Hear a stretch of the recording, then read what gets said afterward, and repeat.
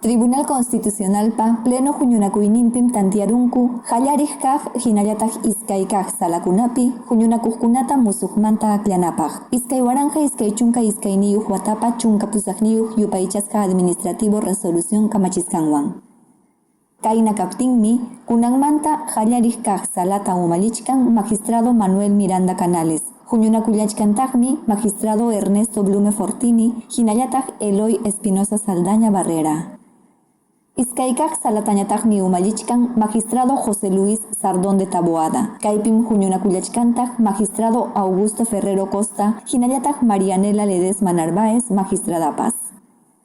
Pleno administrativo huñunakuytam hispirachinku iskay chunka pichqayuq punchaw enero killa. Tribunal Constitucionalpa jurisdiccional llamkaykunata hinalla ñawparichinankupak.